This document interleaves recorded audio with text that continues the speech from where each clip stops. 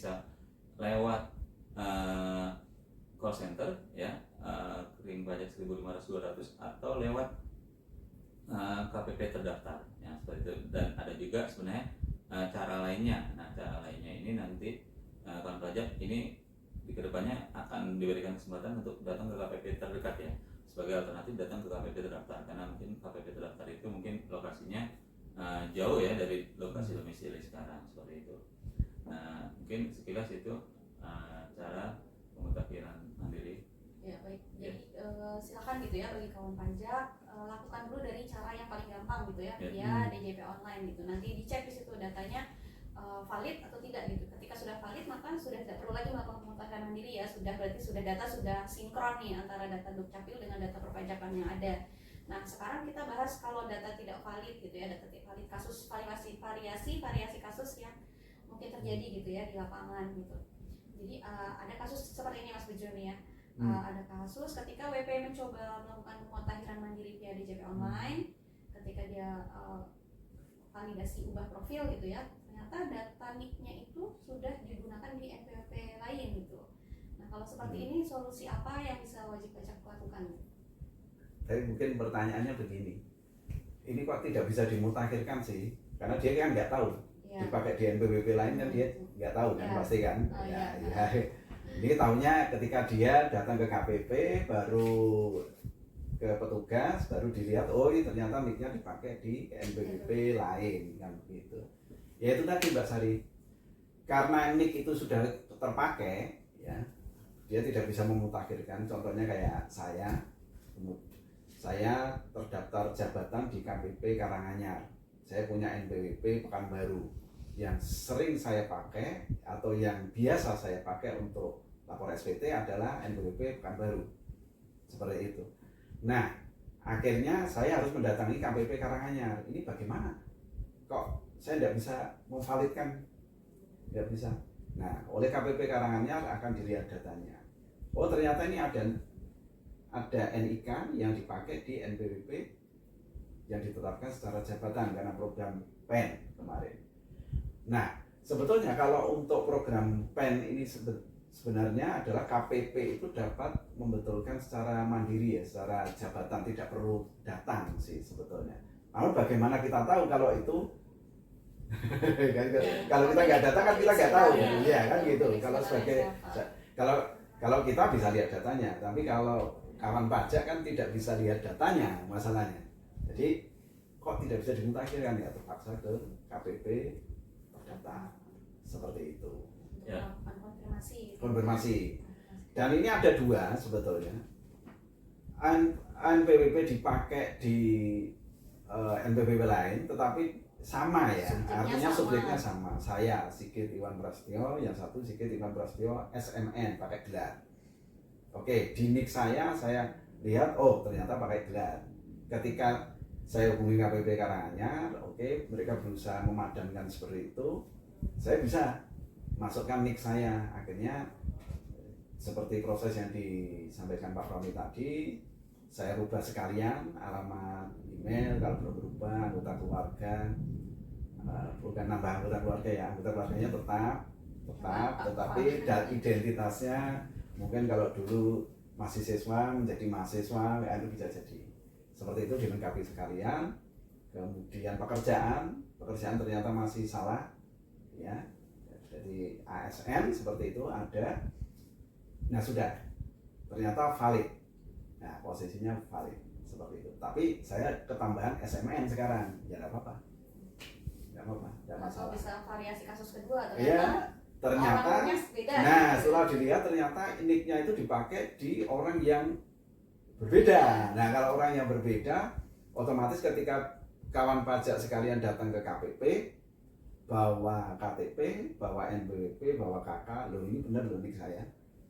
Berarti NIK yang sananya adalah salah, dan itu pihak KPP akan melakukan tindakan ya, melakukan perubahan, ya nanti dihubungi kawan pajak. Tidak langsung, tetap ada prosesnya. Proses yang berlangsung gitu ya, ya. Ditunggu saja. Ya, ditunggu saja, nanti dihubungi oleh petugas KPP. Silakan dicoba untuk pemutakhiran, oh bisa. disinggung terkait pekerjaan gitu ya, bagi pekerjaan misalkan belum valid bisa diubah. Kalau misalkan pekerjaan udah valid tapi saya punya pekerjaan lain nih selain yang sekarang ini gitu ya. Nah itu apakah dimungkinkan di DJP online untuk melakukan penambahan jenis pekerjaan KLU gitu ya? Ya, jadi memang dibuka kesempatan ya untuk mengupdate profil ya, termasuk klasifikasi lapangan usaha ya. Jadi di submenu klasifikasi lapangan usaha itu kan yang pertama ada pilihan untuk mengklik apakah menerima penghasilan sebagai karyawan ya kan. Nah di situ setelah kita pilih sebagai karyawan pun nanti kita akan bisa mengklik lagi clue-nya itu berapa, nomor berapa seperti itu. Nah karyawan swasta, pegawai negeri, ada pilihan di situ. Nah di bawah dari pekerjaan sebagai karyawan itu ada usaha, melakukan usaha seperti itu. Nah di bawahnya lagi ada pekerjaan bebas, nah seperti itu. Nah di bawahnya lagi yang terakhir ada pekerjaan lainnya. Jadi empat-empatnya itu sebenarnya bisa diklik semua jika memang kondisinya memang terpenuhi melakukan semua pekerjaan itu. Nah sebagai contoh nih, misalnya seorang dokter dia berstatus PNS, dia bisa klik dia pekerjaan sebagai karyawan PNS. Lalu dia misalnya juga membuka praktek di rumah ya, dia bisa klik juga nanti pilihan pekerjaan bebas. Nah terus misalnya juga dia membuka apotek juga, nah bisa dipilih juga kegiatan perdagangan usaha ya, perdagangan seperti kegiatan usaha. Jadi ada 3 kegiatan. Nah bila 3-tiganya ini nggak ada, bisa coba buka di yang paling bawah pekerjaan lainnya, itu nanti kita lihat ada pilihan clue-cluenya seperti itu. Mungkin simpelnya seperti itu. Jadi dimungkinkan nih bagi kawan pajak yang punya banyak kerjaan gitu ya, banyak jenis pekerjaan, itu bisa kayak KLU-nya di checklist semua gitu ya, di checklist semua. Ini case-nya bisa jadi suami istri yang bekerja tapi beda menggunakan profesi, gitu ya. menggunakan satu NPWP biasanya. Nah itu bisa juga digunakan. profesi suami, profesi istri dimasukkan semua KLU-nya gitu ya. Ini juga ada kasus, ada wajib pajak juga yang bertanya gitu ya, ketika dia mau melakukan validasi hubungan keluarga, hubungan keluarga. Nah dia baik-baik saja. Ya, dia merasa dia tuh anak gitu, karena masih jadi satu kakaknya kan, masih jadi satu kakaknya.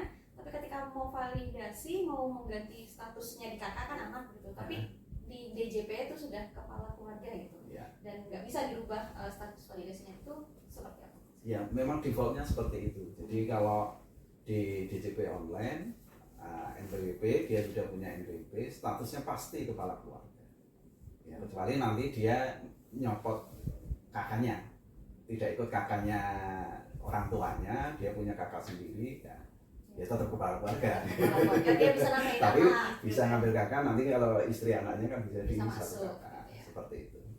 Defaultnya bagi semua yang ber-NPWP itu memang defaultnya kepala keluarga, jadi tidak bisa diubah gitu ya ke anak atau ke walaupun dia masih ikut orang tua, tapi dia kepala anak itu untuk bawahannya dia nanti anggota keluarga lainnya.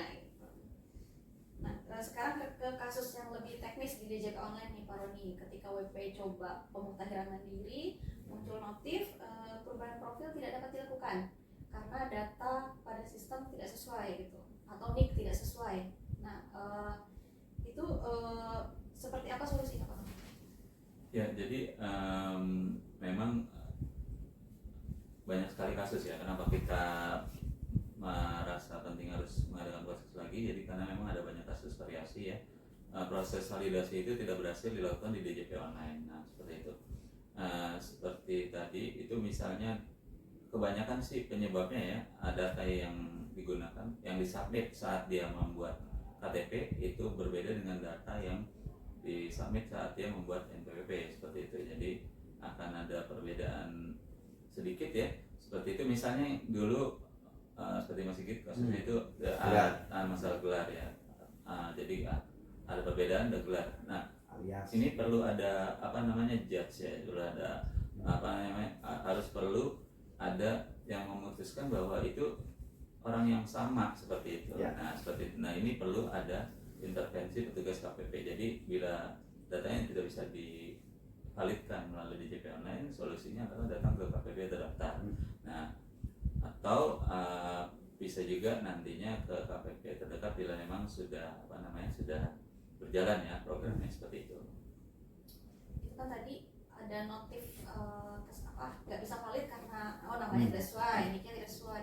Tapi juga ada nih notifikasi perubahan profil tidak dapat dilakukan. Dah itu aja gitu tanpa kita tahu itu kenapa. Ya. Itu kalau seperti itu tuh biasanya karena apa sih Pak Roni? Oh iya, jadi ada juga yang mungkin sebenarnya bukan dia nggak bisa melakukan validasi di JP online, tapi saat itu mungkin DJP online-nya sedang banyak traffic ya, atau mungkin internetnya koneksinya sedang tidak stabil di tempat dia berada sehingga tidak berhasil ya melakukan proses itu dari awal sampai akhir sehingga gagal lah ya, terputus ya. Nah itu solusinya bisa dicoba lagi misalnya di lain waktu, atau misalnya menggunakan cara yang lainnya, misalnya lewat call center ya kan, atau lewat KPP terdaftar atau KPP terdekat nantinya. Jadi solusinya seperti itu. Jadi dicek secara berkala ya Pak Pajak. Kalau misalkan perubahan profil tidak dapat dilakukan terus nggak ada notif apa-apa lagi, maka silakan dicoba lagi, login ulang lagi, lakukan validasi ulang lagi gitu ya. Nah berikutnya terkait ada yang wajib pajak melakukan penambahan data anggota keluarga, dia mau nambahin istri sama anaknya gitu ya. Ketika tambah istri lagi gitu? Oh enggak ya? Ya baru input, baru mau input data istri dan data anak-anak gitu ya. Ketika input terus muncul notif tanggal lahir tidak sesuai gitu, nama tidak sesuai. Nah kalau seperti ini seperti apa Pak? Solusinya seperti apa? Terkait penambahan data. Ini sebetulnya kalau itu solusi yang sangat sederhana. Artinya ketika ini megang HP, satu lagi megang data kakak kan gitu ya, data kakak keluarga. Pastikan memang inputannya yang di situ sama dengan yang di kakak, ya kan gitu.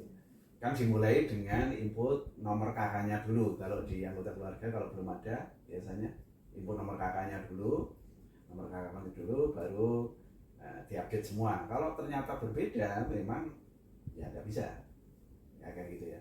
Kemudian untuk input anggota keluarga kemarin dibatasi hanya sampai 5 ya, 5. Tapi informasi terakhir itu bisa sampai berapapun, bisa ditambahi sampai berapapun. Jadi ini memang tidak langsung menentukan PTKP ya, PTKP memang K3, tetapi anggota keluarga itu bisa sebanyak mungkin masuk. Mungkin di rumah itu 10 orang, anaknya 8 ya tidak apa-apa ya, maksudnya keponakan dan sebagainya. Keponakan dalam masuk satu kakak ya silakan dimasukin ya. Jadi jangan khawatir buat kawan pajak yang mungkin anaknya lebih dari 5 gitu ya, nanti data anak saya bisa masuk nggak? Bisa gitu ya, sudah bisa, sekarang sudah dibuka di DJP online, tapi tentunya itu tidak mengurangi status PTKP, tidak ada hubungannya dengan status PTKP. Karena untuk PTKP sendiri dibatasi hanya sampai K3 gitu ya. Untuk anak kandung, anak tiri, ya kan, pokoknya mertua, orang tua. Nah, seperti itu. Yang ke samping tidak. Ya. Hanya di maksimal K3 gitu. Tapi kalau untuk data di DJP online silakan masukkan sesuai data sebenarnya. Nah, ada juga nih Pak Sigit error terkait gagal mengambil data di awal gitu ya. Ketika di awal baru mau validasi nick-nya udah gagal mengambil data, itu biasanya karena apa? Gagal mengambil data ya itu tadi, cek nick-nya itu benar apa enggak ya, dilihat benar ya itu tadi. Memang sebelum tadi yang disampaikan Pak Roni, wah ini harus ke KPP nih, memang harus pastikan semua isiannya itu benar dan tepat dulu ya Pak ya, sebelum ke KPP sebagai langkah terakhir gitu sudah ini benar nih, tapi kok ini ya koneksi kayak tadi Pak Roni, koneksi ini ternyata lagi piknik ke gunung, katanya koneksi internetnya susah, atau memang server kita DJP-nya lagi traffic ya, seperti itu. Coba secara berkala ya itulah, yang gampang-gampang dulu dipakai. Banget baru kawan banyak datang ke KPP terdaftar. Kalau KPP terdekat insya Allah ya Pak, dalam proses ya. Masih dalam proses, ditunggu saja info lebih lanjutnya ya. Info lebih lanjut, betul. Tadi kita udah ngomongin panjang lebar terkait OP penduduk kan ya, yang punya nik kan cuma OP penduduk. Lalu bagaimana dengan yang tadi cabang gitu, instansi pemerintah atau yang WP asing gitu ya, WNA, apakah mereka juga perlu melakukan pemutahiran data secara mandiri di DJP online juga? Ya, jadi sebenarnya program pemutahiran mandiri ini triggernya kan ada integrasi basis data pendudukan dan DJP ya. Nah, yang memiliki ini kan hanya WP OP penduduk. Nah, untuk WP cabang ini memang